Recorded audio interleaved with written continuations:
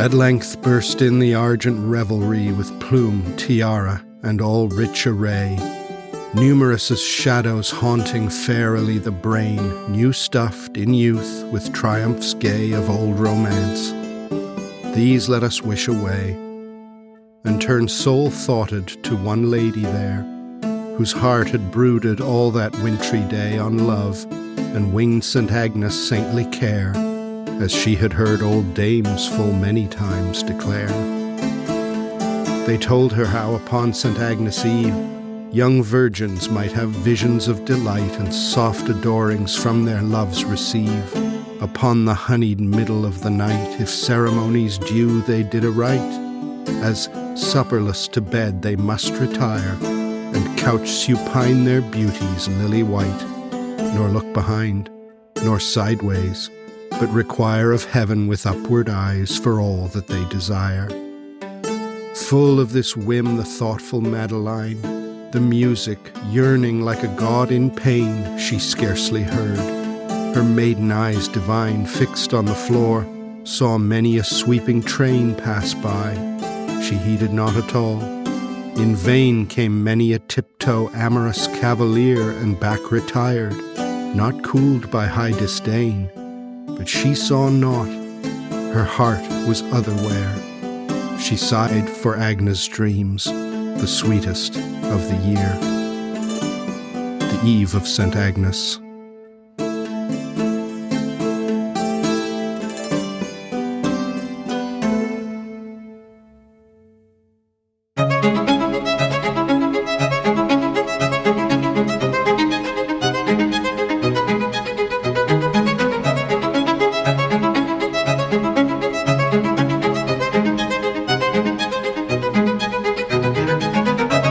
Welcome to Professing Literature.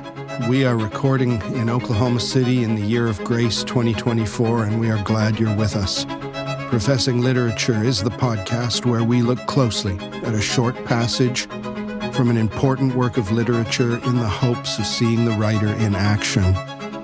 We aim to work across literary genres and modes, whether comedy or tragedy, drama, poetry, or fiction, looking at the dynamics of a passage in order to understand what the author is doing and what is at stake for the work as a whole, the issues that it clarifies, the techniques that are involved. I am David Anderson. I'm a professor of Renaissance literature at the University of Oklahoma in the Department of Classics and Letters, and I'm here right now with my producer, Mr. Eric Williams. Hello, Eric. Good evening, David. Yes, it's dark right now outside, which is not usually when we've tended to record, but we're giving it a whirl tonight. So hopefully we'll have our wits about us, and the adorable little children won't need their dad right now. So we'll see how this goes. It seems like your house is quiet, Eric, and we should be able to carry on without any interruptions, but I know well enough you can't absolutely take that for granted. This is true, but hopefully we should be okay. Yeah, sometimes you have the thing of really thinking, okay, they're all asleep, and that's when you get burned by the little steps coming down the stairs. Yes. Daddy. Yeah, or one of them screaming or vomiting in bed. Yeah, the waking up sick can really put a kink in your evening. Yeah. We had that a couple of weeks ago, or last week maybe, and poor little thing, she was okay, but she had an unpleasant 90 minutes or so, and it's not like as a parent you can do whatever you were going to do, whether it was clean the kitchen or read a book or watch television or go to sleep. Yeah, go to sleep. That's a good one. You're just on the hook. Yeah. But yeah, at the same thing, I don't know how often in life I do anything that's more valuable than helping one of my sick children, even if it feels like a disruption. If you step back and really think about it, that's probably a better way to spend. Not that you want them to be sick, but as a kind of meaningful activity, that one has to rank pretty high, comforting a sick child. Yeah. Agreed. Well, We're very pleased you're with us here. By all means, if you haven't done so already, and it's not obnoxious for me to ask, please subscribe to us on your podcast service of choice. Rate us and review us. All of that is very helpful and very encouraging. But I think we'll get down to business, because we've got what I realized today when I was sifting through my notes, I think a two-part episode. I think, certainly I could cover some of this poem in one episode, but I thought it might be kind of nice to do two, because it is such a magnificent piece of poetry. So we're in the Romantic period, the early 19th century, with John Keats, one of my very favorite poets, and his great poem, The Eve of St. Agnes. So this is a strange poem. There would have been more straightforward Keats choices I could have made. I could have tackled one of the great odes or one or two of his sonnets, and all of that would have been worthwhile. But I've always loved The Eve of St. Agnes, which ranks among his most important poems, although of his very most important poems, it's probably the most difficult for someone who's not really familiar with Keats to kind of find their feet and understand, although there's plenty of Keats, if I think about it, things like Lamia, that you could say that of also. But The Eve of St. Agnes is a longish poem. It's not an epic or anything like it. We're talking about 10 or a dozen pages, but it's long enough that it demands some patience. And I hope I'm approaching it right now in a way that doesn't merely give a synopsis of it, because of course that's not what we do here, but nevertheless kind of gives you, the listener, a strong sense of what's going on and maybe whets your appetite to read it. So John Keats is one of the great pillars of the English Romantic movement in literature. Romanticism is a kind of pan-European movement that gathers steam in the dying days of what we tend to think of or tend to call the Enlightenment. And so the figure early on who we maybe most associate with the Romantic movement, although he became ambivalent about the idea, is Goethe of Germany, who's really the essential figure of the era, but one who's difficult to categorize over the course of his long career. But when we talk about English Romanticism, we are talking about one of the major and most enduring periods of English literary history. And you could roughly think of it as sort of, 50 years, if you're being generous, from sometime in the 1780s, when William Blake is starting to gather momentum, to sometime in the 1820s, so 1780s to 1820s. Traditionally, scholars would talk about the 6 great Romantic poets, and they all are great, and they're deserving of that distinction. It's often broken down into the first generation of Romantic poets, Blake, Wordsworth, and Coleridge. Wordsworth and Coleridge were friends and collaborators, not always very friendly friends, but friends and collaborators. Blake is doing his own entirely idiosyncratic thing, but his genius is so undeniable, and his affinity for at least parts of what we think of as Romanticism is clear enough that he's given a place in that first generation. And then there's the second generation of Lord Byron, Percy Bysshe Shelley, and John Keats. Keats is the youngest of these poets, and he dies, unfortunately for us, in 1821 at the very young age of 25.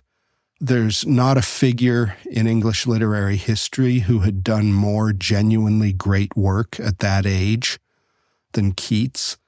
Milton had shown some indications of his promise by that age, although nothing on the level with what Keats accomplished. And Shakespeare we don't know about at age 25. That's in the period that we sometimes refer to as the lost period or the lost years in Shakespeare's life. He would turn 25, in 1589, and so within a couple of years probably of that birthday, he'd show up in London and eventually start to find his feet in the world of the London theatre. But he had not done anything at that point that has survived to us. And so Keats is a special figure, and we can only wonder, maybe he would have sort of burned out his genius by the time of his 28th or 30th birthday had he lived, but maybe he would not have. I should mention that distinction of those 6 great figures of English Romanticism is today a questionable one. There are other very worthy poets who in their day, in that period, were extremely popular. Female poets, Anna Letitia Barbauld, Felicia Hemans, Felicia Dorothea Hemans. There was Robert Southey, who was in that day sometimes seen on the same kind of level as Wordsworth and Coleridge. There's John Clare, the peasant poet. Among all of that list, I, for my money, would take Keats. I love Keats. And that's not necessarily because he chimes with me in the way some other authors do. It's probably no big secret to listeners of this podcast that I have an affinity for, not exclusively, but a strong affinity for writing that reflects or is interested in or involved with the Judeo-Christian tradition. That's what I tend to be most interested in and maybe most strongly inclined towards. And if you keep on listening, I'm sure we'll cover many figures who fit within that. Keats does not, by any means. And so today's poem is maybe a little bit different in spirit from most of what we've looked at over the few years we've been doing the podcast. But it is an absolute masterpiece. Keats is known for elaborate diction. He is not interested in the sort of plain spoken poetry that Wordsworth had made his mark in the generation earlier. Wordsworth's effort was to sort of return English poetry, or at least much of his poetry was in this direction, returning it to ideas of simplicity and directness of speech and almost a kind of plainness, a plainness where the beauty is apparent and where the ideas can be very rich. But Wordsworth sought simplicity in his language and in his figures. And Keats very much does not. Keats writes with the greatest sensuality of any major writer in English. He's interested in ornamentation verbally and richness.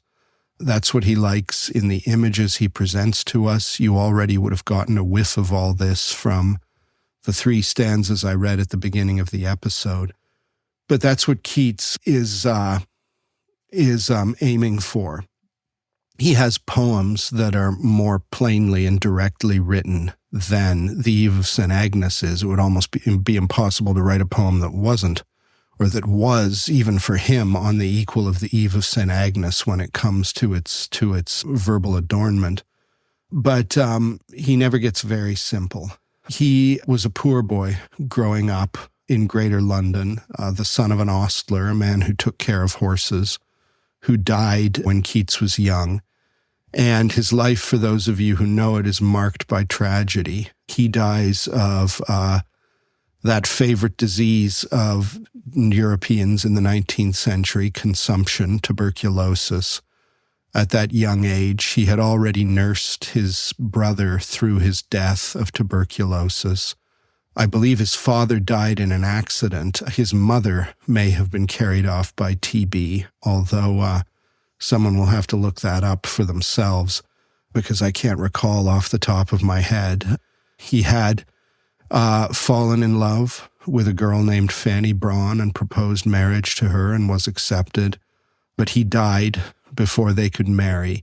He realized the danger he was in. Keats, fascinatingly, was trained as a surgeon as a teenager. That's not as lofty a career in the early 19th century as it is today. A surgeon was often distinguished from a physician who had university education because a surgeon was more rough and ready. So you had to have training, of course, but it was not the kind of training that a medical doctor in the period would have received. And so Keats would have had some very grim experiences as a very young man, taking part or observing surgeries and the dissection of cadavers and things like that. And so it's all the more striking, or perhaps quite understandable, that his poetry would move away from that kind of gritty perspective on life towards the beautiful. And beauty, of course, was his great obsession. William Butler Yeats, coming along towards the end of the 19th century, pictured Keats once as a little boy with his face pressed against a sweet shop window, staring at the beautiful, gorgeous treats inside with longing. And so Yeats captures in that image a sense of Keats as defined by a kind of unsatisfied longing, where his working class origins are contrasted with the style he develops and with his intense love of beauty. It was only towards the end of his life. Keats, of course, never attained fame in his lifetime as a poet. He's a little bit like Vincent van Gogh as an artist, creating works of genius, recognized for his talent by a few insiders and fellow professionals, but completely unknown to the public, or almost entirely unknown to the public. But that after his death, very quickly, his work began to be read and then championed, and his greatness eventually seen. So it's only in the last couple of years of his life that he wrote most of the poems that we treasure today. Most of those are in the last collection of poetry he wrote, his Lamia volume. And St. Agnes, the Eve of St. Agnes, our poem, is included in that volume. It's written at the same time as the great odes that are his most familiar poems, Ode to a Nightingale and Ode on a Grecian Urn being the most famous. La Belle Dame sans Merci, his gorgeous ballad, and some of his greatest sonnets. Percy Shelley, who was, if not a friend, at least friendly with Keats, drowned a little while after Keats died off the western coast of Italy. And when Shelley's body was found, he had the Lamia volume of Keats in his pocket, which is a very powerful thing to think about. The Eve of St. Agnes is unique. It's unique in the story Keats tells, in the invitation to the reader to not figure out the story so much as to simply experience it, which is something many poets want from their readers, but few demand it as assertively as Keats seems to do here. It's unique for its form, or if not unique, at least unusual. Keats, and this is something if we were in the classroom and I had a whiteboard and we all sort of had our copies of the poem in front of us, it might be easier to bring home. But Keats writes this poem in what is known as the Spenserian stanza. The Spenserian stanza is a kind of poetic stanza that was invented by Edmund Spenser, another of the, essential figures in the history of English poetry. Spenser, writing in the late 16th century, a contemporary of Shakespeare's, undertakes his great work, his epic romance, The Faerie Queene, allegorical epic romance, by inventing a stanza that has borne his name ever since. And this is what Keats uses.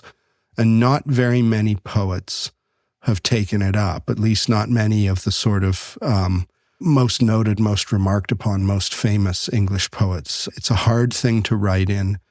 And it's a kind of stanza that demands a very particular subject. It works beautifully for the Faerie Queene, and it works beautifully for this. It works beautifully. What's Tennyson's poem in the Spenserian stanza? The Lotus Eaters, if I'm not mistaken. So it can be done, but it's not often tried. And Keats is a practitioner who does things with this stanza that only Spenser himself equals. So if you're not familiar with poetry or deeply familiar with poetry, you might wonder why I'm yammering on about this. I'll tell you, first of all, what the Spenserian stanza is. It's a 9-line stanza. So stanzas can be short or they can be longer. 9 lines is a fairly long stanza. It has a very complex rhyme scheme. There are 3 or 4 rhyming words, I can't remember which, let's say 3 rhyming words in a Spenserian stanza. It's written in iambic pentameter. So the meter, the da-dum-de-dum-de-dum-de-dum-de-dum meter that we most associate with Shakespearean tragedy and with Milton's Paradise Lost. So 10 syllables to a line. At length burst in the argent revelry. 10 syllables to a line that are mostly organized in terms of, well, as I say, de-dum, de-dum, de-dum, de-dum, de-dum. Although poets play with that and vary it and are never perfectly consistent with their iambics. But in other words, you have an unstressed syllable followed by a stressed syllable. And so that's the line of English poetry that is most often used. It's said that it best captures the qualities of the English language as a spoken language, because our language is a heavily stressed language. We have a lot of internal rhythm to our language, a lot of natural up and down to it. So it's not merely a matter of 10 syllables, but rather 10 syllables divvied up into what are known as 5 feet. So 5 metrical units, de-dum. But the last line of each stanza, in the Spenserian stanza, you have 8 lines of iambic pentameter with this very formal rhyme scheme. And then you have a line written not in pentameter, but iambic hexameter. So you have a 12-syllable line. De-dum, de-dum, de-dum, de-dum. Pardon me. De-dum, de-dum, de-dum, de-dum, de-dum, de-dum. So you have an extra foot, as it's known. And if you listen closely, you'll catch this while I'm reading, that the last line of each stanza is a longer line. Gives a feeling sometimes of languor to the stanza, that things are slowing down, which gives it a feeling of concluding. Or even if there's not languor, a feeling of sort of comfortable slowness, it provides a kind of cap, a frame to the stanza. And so that gives these stanzas the feeling of being really, more than in many other forms of stanzaic poetry, a feeling of really being self-enclosed units. And so for a poet like Spenser or Keats working in this mood, it's perfect, because it allows the poet to come at the subject and talk about an aspect of the subject, whether it's a story or an individual or an idea or something, and sort of give us a feeling of going through it in some depth in a single self-enclosed unit. And then the 12-syllable line, the Alexandrine as it's known, brings this feeling of closure. And then we reset. And it's not just merely a matter for a good poet of just continuing to rush on with the same idea, but now he sort of stops and clears his throat and resets and approaches the subject anew. He's continuing on to it in a new phase. This is a kind of poetry that's very different from, say, Paradise Lost, which is written in verse paragraphs, as we would call them, just long stretches of continuous iambic pentameter, and then Milton will reach a point where he'll sort of give us a new verse paragraph. But the flow in poetry like that, it's less interrupted, and things develop more sort of smoothly or organically, ideally. Or else, if it's an unideal poem, then we may have the feeling of just getting lost and being burned out and running out of gas. With this kind of poetry, organized in these 9-line stanzas, we have this feeling of reset. And so a good poet knows that, and he uses these stanzas as containers for sort of sub-ideas or sub-components of what it is he's telling us in the overall story. And Keats does this. If I'm fortunate, I'll be able to bring this out a little bit, but Keats does this with extraordinary artfulness. So that's just a note about the structure of this poem. The subject is an odd one. It is the story of 2 lovers who find one another in a castle and mutually recognize their love and then run away. They escape into the night. And Keats tells this story over 42 stanzas, 42 of these Spenserian stanzas. The title refers to the fact that the poem is set on the 20th of January, which is the feast of St. Agnes. St. Agnes was a martyr during the Roman persecution of the church, and she became the patron saint of virgins and young girls. And there were various legends, certainly in the British Isles, maybe beyond them, surrounding, and this is going back to the medieval period, various legends surrounding the power of St. Agnes to allow maidens to see their future husbands on her saint's day, her feast day. This is not a tradition that the official church had much interest in promoting. It's a folk tradition that grows up around her feast day. The idea that if a maiden woman wants to have a vision or a dream of her future husband, she has to follow a certain protocol on the eve of St. Agnes and go to bed in a certain way. And if she does everything correctly, she will, or she may at least, be given this vision of her future husband. There are various ways in which the rituals the young woman is supposed to do are construed historically. In Keats's story, and you got this in the opening burst of poetry at the top of the episode, in Keats's story, the young woman is to go to bed without supper, so she is to undertake at least a small fast. It's a feast day, but she, because of what she's asking the saint for, has to go to bed without supper. She has to not look behind her as she goes to her bed and retires for the night, undresses, at least to some extent. It's not entirely clear maybe quite how much the young lady in this poem undresses, but she has to prepare herself for bed without ever once looking behind her. She has to do what Orpheus could not do in the legend, the myth of Orpheus and Eurydice, when he is given the unprecedented opportunity to bring his bride back from the dead to the land of the living. Hades tells him that because of the greatness of the music Orpheus performs for Hades and the poignancy of the song he sings, Hades gives him permission to bring Eurydice back to life up out of the underworld. But the condition is that he not look behind him as she walks, following him.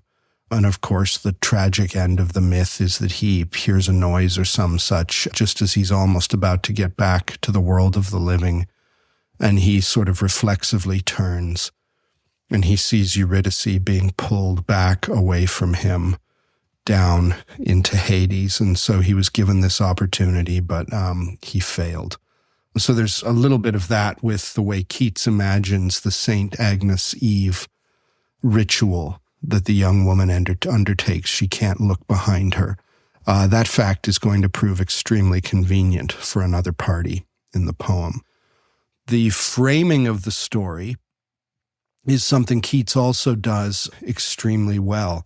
This entry into the castle by the young man Porphyro and the eventual finding of the beloved and the escape from the castle, the sense of danger and urgency is heightened because he gives us as background a Romeo and Juliet story of warring families, that this boy and this girl who have had their hearts somehow to some degree awakened by one another before this meeting, they are forbidden to love each other because the two families in this vaguely medieval landscape that Keats presents hate one another. There's a blood feud.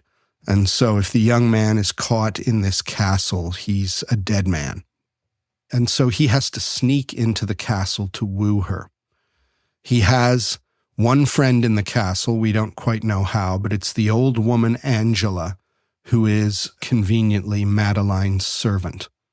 And so she helps him get inside and get positioned to where he will be able to approach her or perhaps accost her she is terrified, but she sneaks him into Madeline's room so that he can watch Madeline enter the room and retire for the night.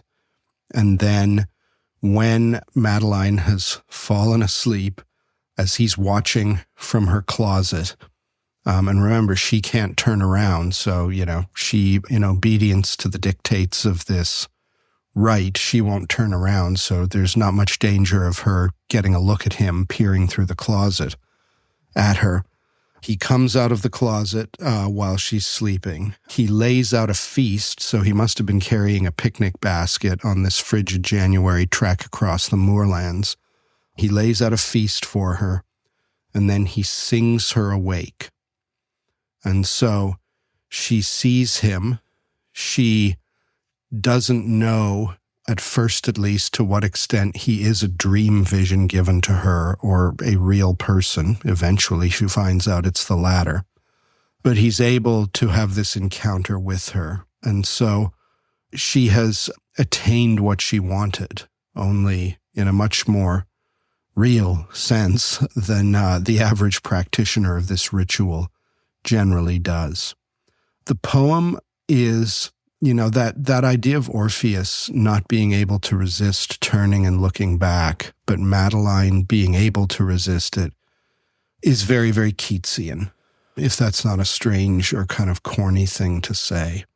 Madeline successfully undergoes this rite, and in doing so, she attains what she wanted, as I said, only she attains it in fullness. And it is Porphyro in the room with her.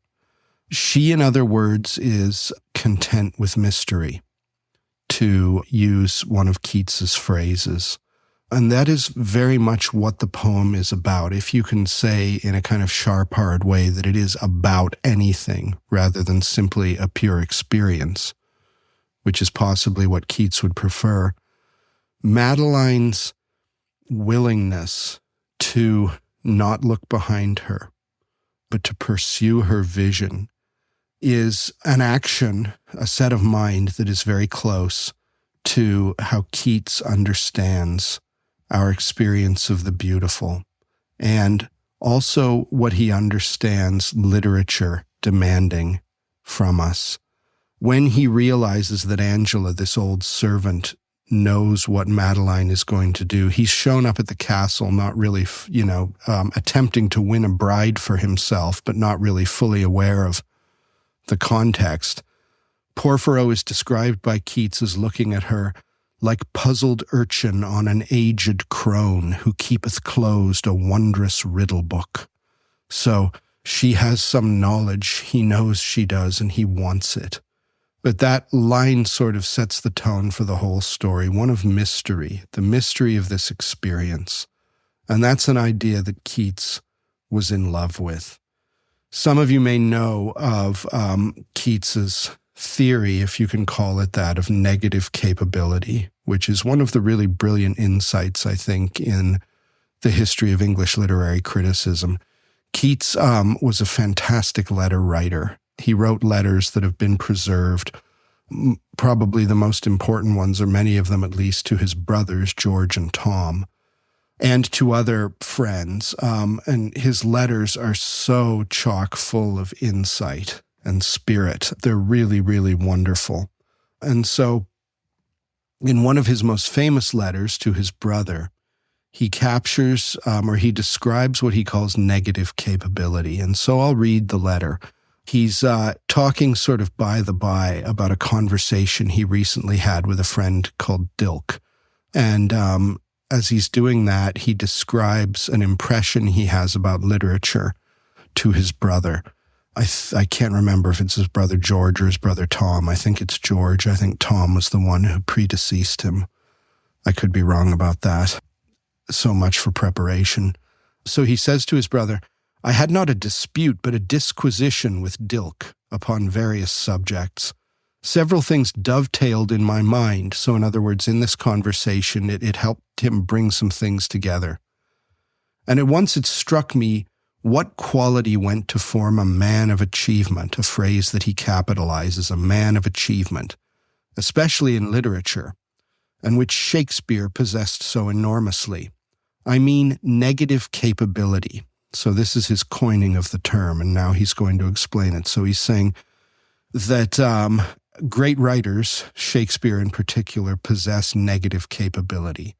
That is, he says, when a man is capable of being in uncertainties, mysteries, doubts, without any irritable reaching after fact and reason.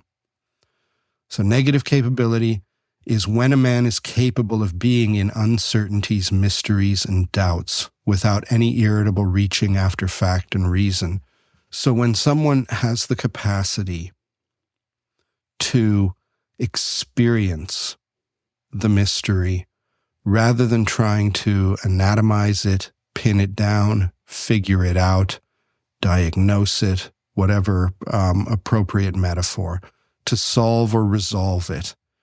Rather, Keats prizes the author who is able to simply present mystery as experience to the reader without asserting, say, a moral.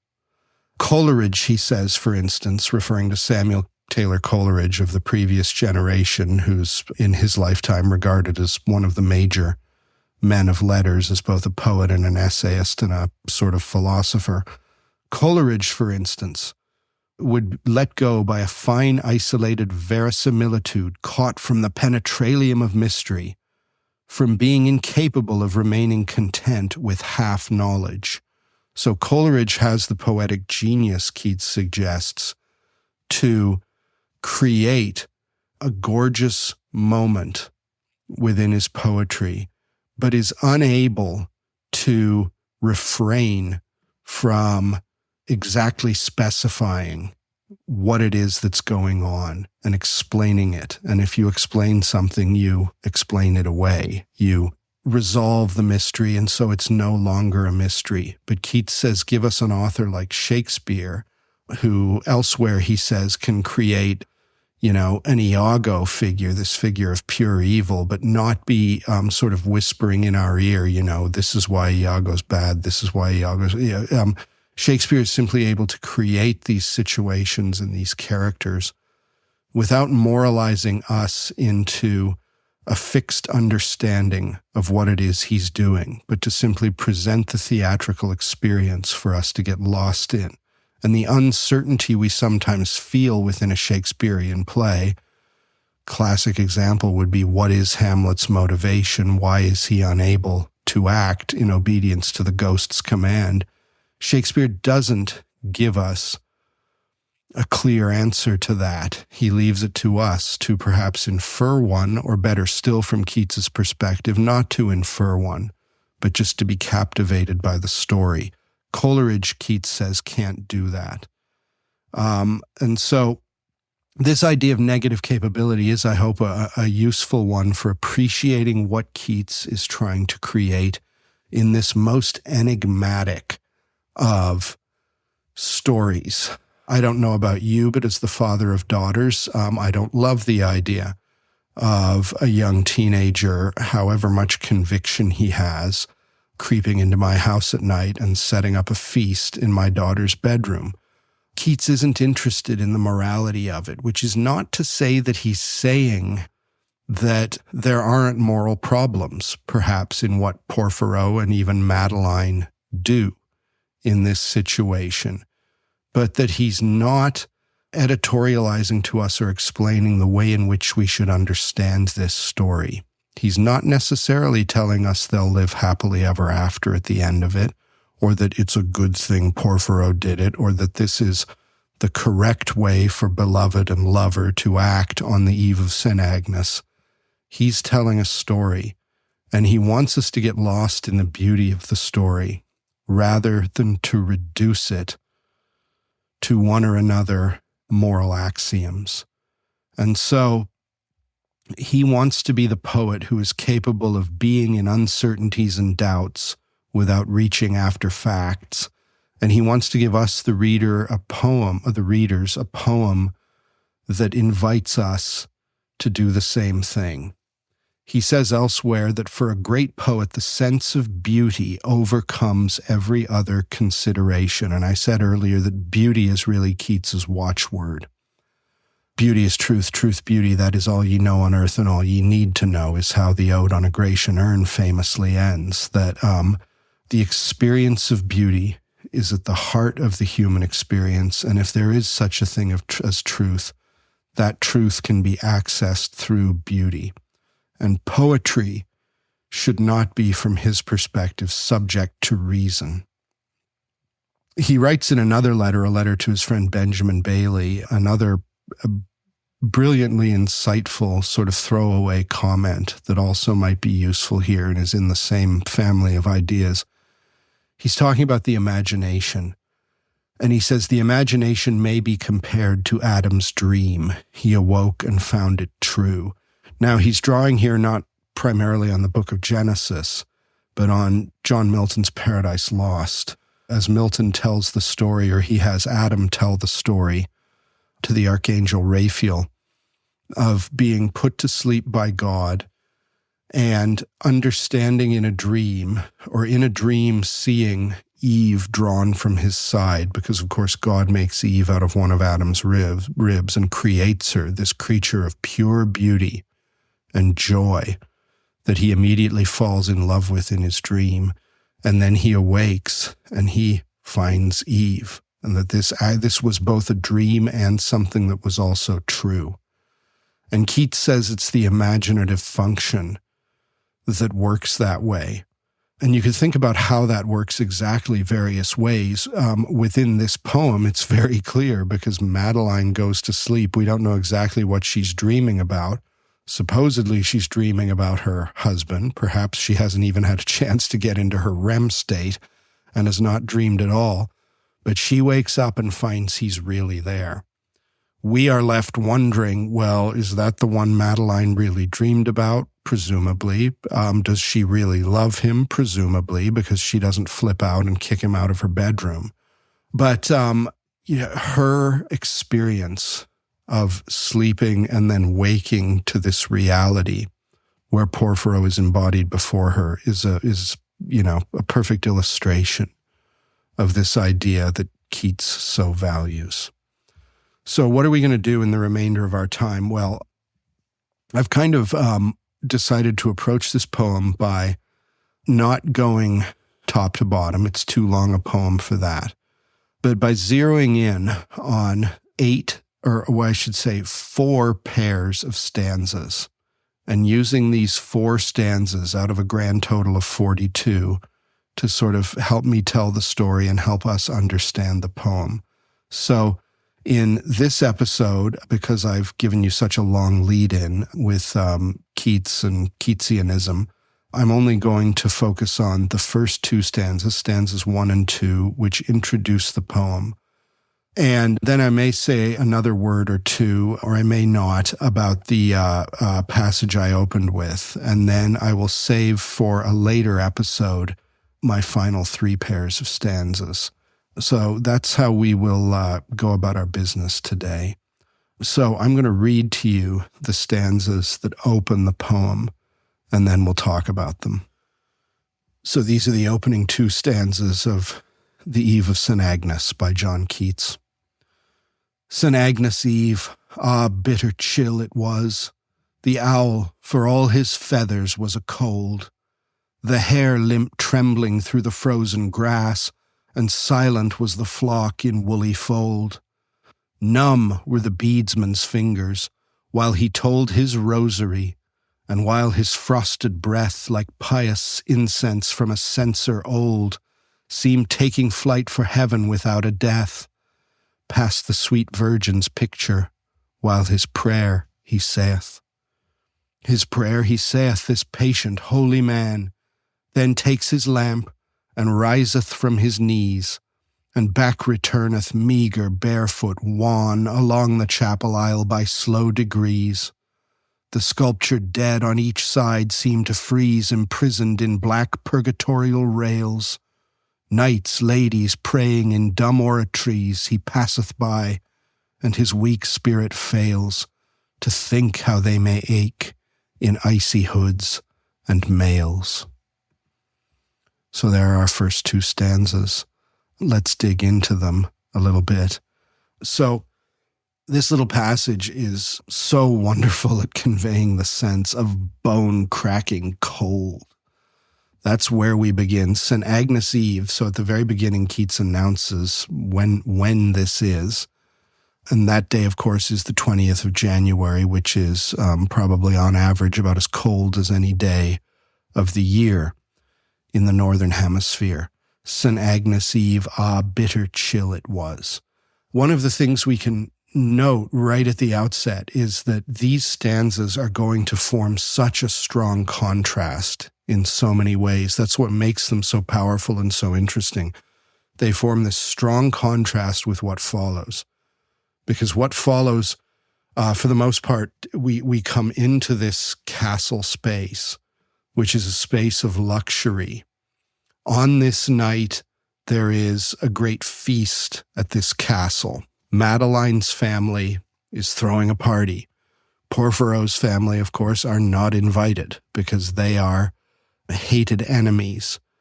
But there's a great feast at this castle full of food and wine and revelry and dancing and all things beautiful and luxurious. And then we follow Madeline into her boudoir, which is the sort of epicenter of beauty and luxury.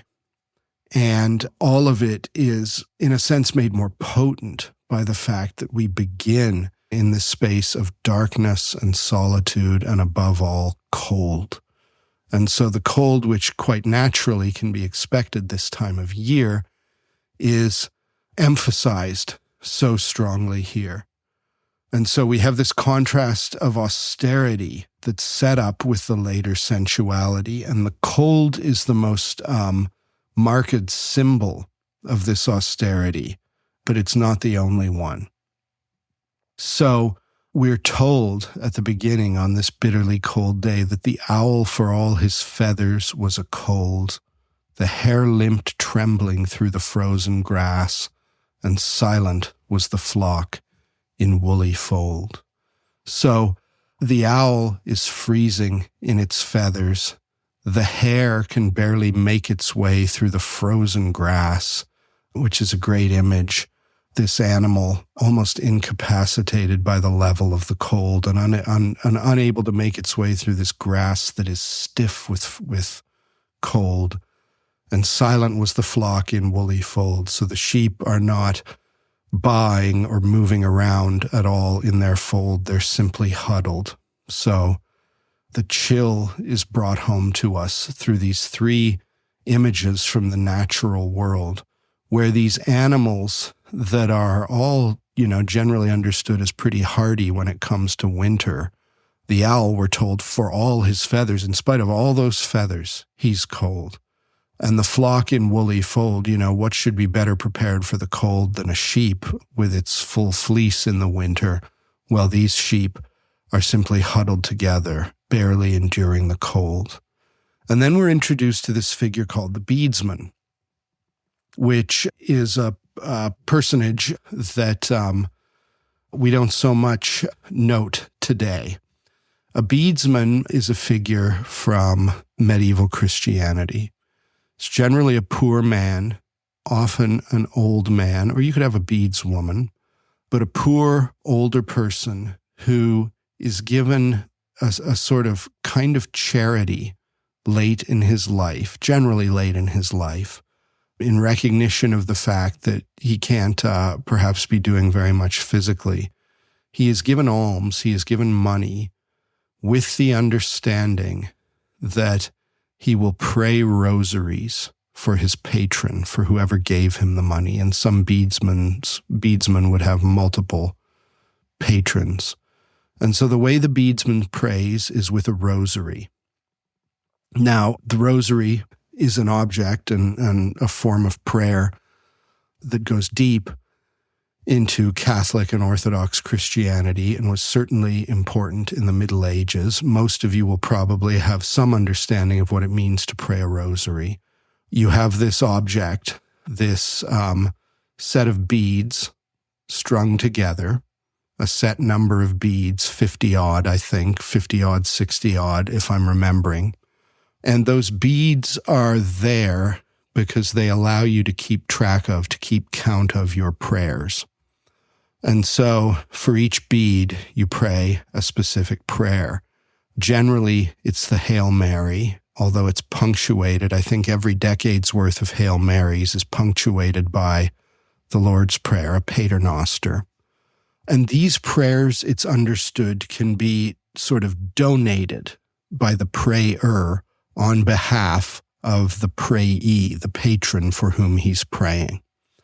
So if you're a wealthy man who's maybe put together a sort of mixed record in your time on earth, religiously speaking, you maybe have anxieties in facing the next world and are uncomfortable with the idea of how much time in purgatory you might have to do until you can finally be let out. One of the things that can speed you out of purgatory are the prayers of others. And so you might commission someone to say such prayers for you. And now it's not as crude as it seems. You are giving an alms. You are giving a gift of charity to a poor person to initiate this commission. And then it's not supposed to be seen as a transactional quid pro quo, although it's understandable that some would see it that way. But they are in return doing, possibly for years, for the remainder of their life, these acts of charity for you in praying these rosaries on behalf of your soul. So the prayers they're saying as they go through the Hail Mary over and over and over again, they are supposed to be meditating on mercy for your soul. And this will speed you out of that penitential season of your existence when you're suffering the pains of purgatory as a way of counteracting the misdeeds in your life and preparing your soul for heaven. Needless to say, this is not a form of piety that has much purchase in the Protestant world, and Keats's world is a Protestant world. Keats is not at all religious himself, and he doesn't have a higher opinion of Protestantism really than he does of Catholicism. But he's in an English context, especially in an early 19th century English context. He's giving us this picture of piety that he emphasizes and he expects the reader to understand as being a sort of rote, deadened, lifeless piety. Now, I am not suggesting that that is what it is, but Keats is. And his English audience, for the most part, Catholics probably make up less than 5% of the population of England at the turn of the 19th century. His English audience is not generally going to be forearmed with a high opinion of medieval Catholic piety. And so, to a certain extent, he'll be preaching to the choir, but he really doesn't care about religious distinctions. What he's suggesting is that we have this old man, almost drained of life. By the end of the poem, we'll see just how drained. And he's saying these prayers, but what Keats suggests is that he's a kind of figure of pity. Notice how he begins to introduce the character by saying, "Numb were the beadsman's fingers while he told his rosary." And that is, it's kind of old-fashioned phrasing, but to tell a rosary is to pray through it and to go bead by bead. And so the beadsman's fingers, it's so cold, this maybe doesn't strike us because he's just been talking about how cold it is, but he says the beadsman's fingers are numb on the rosary, as though to suggest the beadsman's piety, his devotion, his spiritual act is an act that is numbed and deadened. We're told in the next line that his frosted breath, it's so cold that even in the chapel, his breath is, we can see, or we're invited to imagine his breath coming out as he prays. Keats says, it's like pious incense from a censer old. or like pious incense from a censer old, seemed taking flight for heaven. So that word like sets us on alert, because he's saying, okay, the beadsman's breath as he prays looks like it's floating up to heaven the way incense floats from a censer that will be swung in a church service, in a Catholic or Orthodox or High Anglican church service. Incense will be used partly just for the sweetness of the fragrance during a special service, but also because of biblical language that talks about how prayer rises up to God like incense and smells sweet to him. And so his frosted breath is compared to incense from a censer, but we have these words like and seemed. It seemed taking flight for heaven without a death. So it doesn't need a death for this prayer to ascend to heaven the way incense is supposed to ascend to heaven. But that word seemed in particular makes us think that it just sort of looks that way, but that's not really what is happening here. It seemed taking flight for heaven without a death, and then the Alexandrine passed the sweet Virgin's picture, while his prayer he saith. So the incense goes up. He's kneeling before a picture of the Virgin, and the incense is going up. But from Keats's perspective, the Virgin Mary is not the Virgin he's concerned with in this poem. And so the beadsman is praying before the icon of the Virgin Mary, asking her to intercede to God and to her Son on behalf of sinners. But from Keats's perspective, it's the wrong Virgin. The one we're going to be interested in the poem is not the Virgin of devotion, and especially of the beadsman's devotion. It's Madeline. And so the beadsman is already 5 lines in being positioned as a figure of sort of genuine devotion. Keats isn't exactly saying that he's a fraud or anything like that, the way some anti-Catholic propaganda might suggest. Keats isn't suggesting that the beadsman isn't sincere in his prayers, but he is suggesting that those prayers are ineffectual and perhaps sort of wrong-headed, because Keats certainly can't understand piety like this, and he uses it at the beginning of the poem to offer this very strong contrast, as I said, to what's going to happen within. He continues on, his prayer he saith, this patient holy man. So he gives approving descriptors to the beadsman, calling him patient and holy, although patience and holiness are not what he's interested in this poem. It may mean that the beadsman is not a hypocrite, so good for him, but Porphyro is neither patient nor holy. But the beadsman says his prayer, then he takes his lamp and riseth from his knees, and back returneth meager, barefoot, wan. So his fingers are numb on the rosary, his physical numbness suggesting a kind of spiritual numbness. Just like the owl can't keep warm for all its feathers, the beadsman can't keep his hands warm on his rosary. And then you have these lines about how Keats doesn't just say he walks up the chapel aisle. It says he back returneth. Obviously, the beadsman, in order to go up the aisle, had to at one point go down the aisle. He wasn't beamed down there.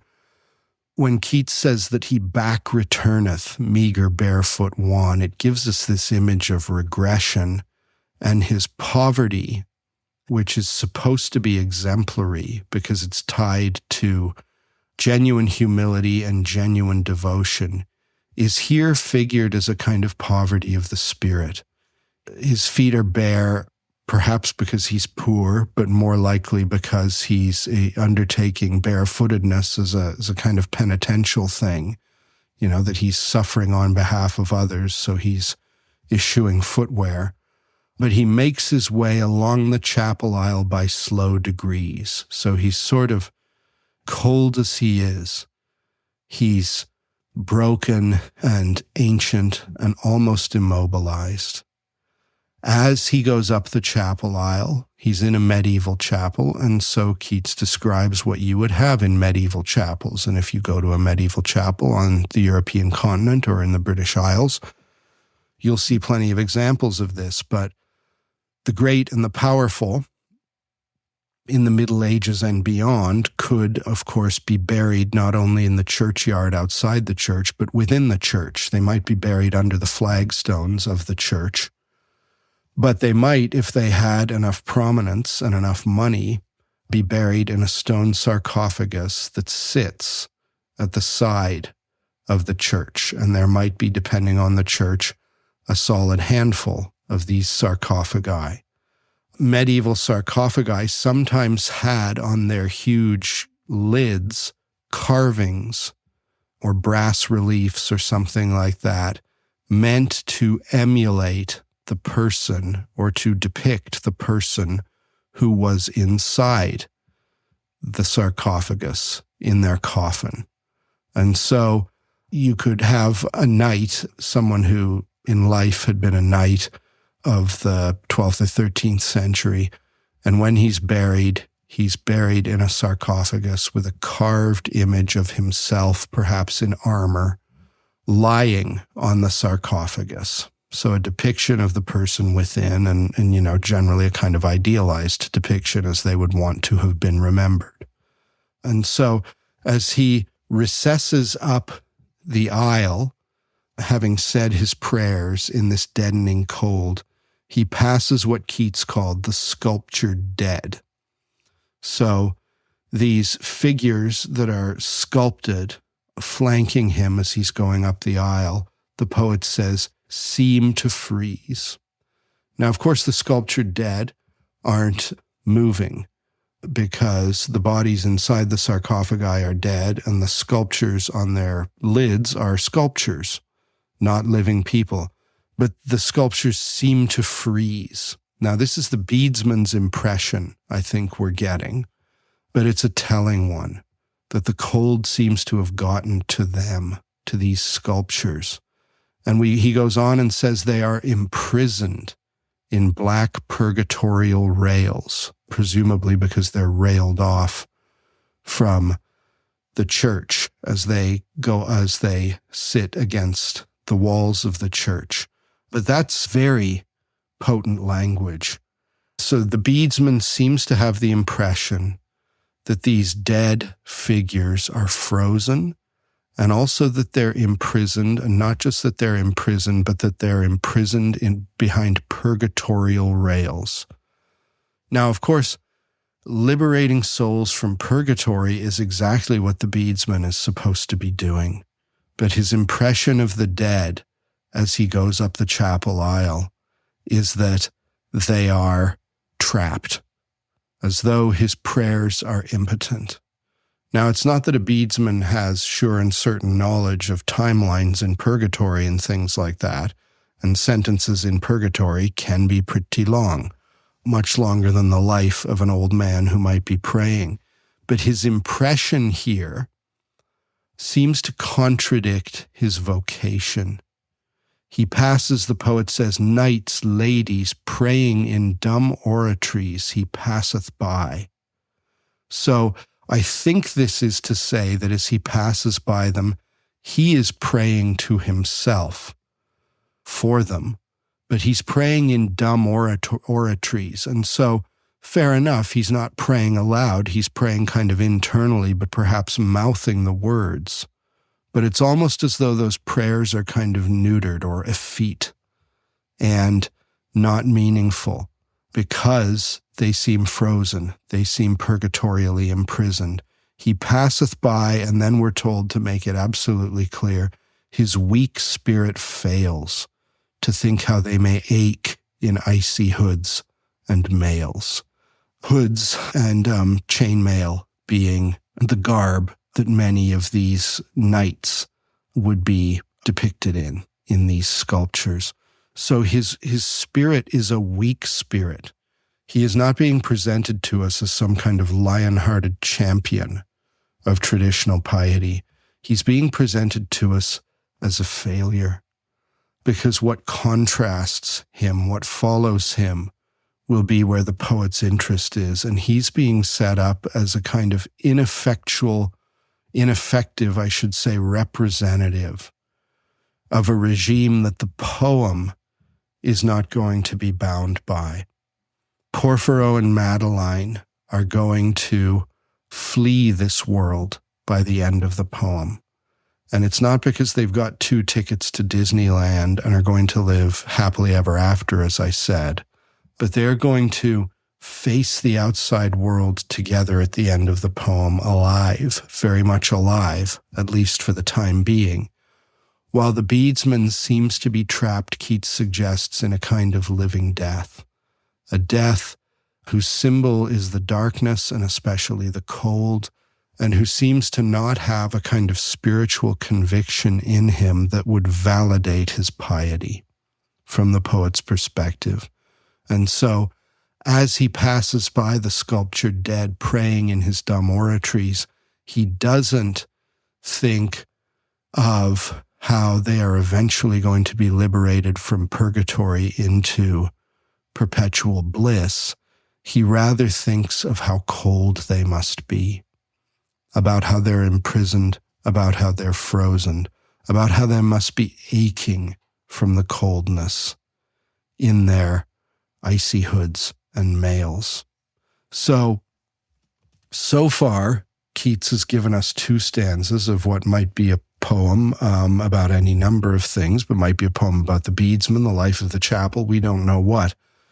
But very quickly, he's going to swing us in another direction. And so I'll save most of that for the next episode when we really get into the story of Madeline and Porphyro.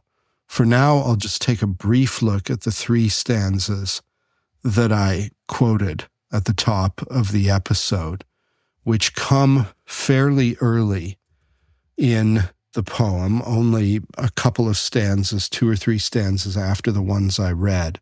But already the mood and the atmosphere are very different.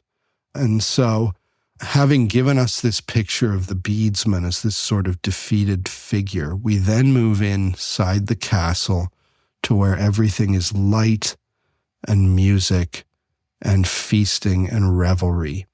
And so he describes the argent revelry, the silver-plumed, tiara'd revelry in their gorgeous clothes, pouring into something like a great hall. He compares them to shadows that haunt the brain, haunting fairly, wonderful phrase, the brain.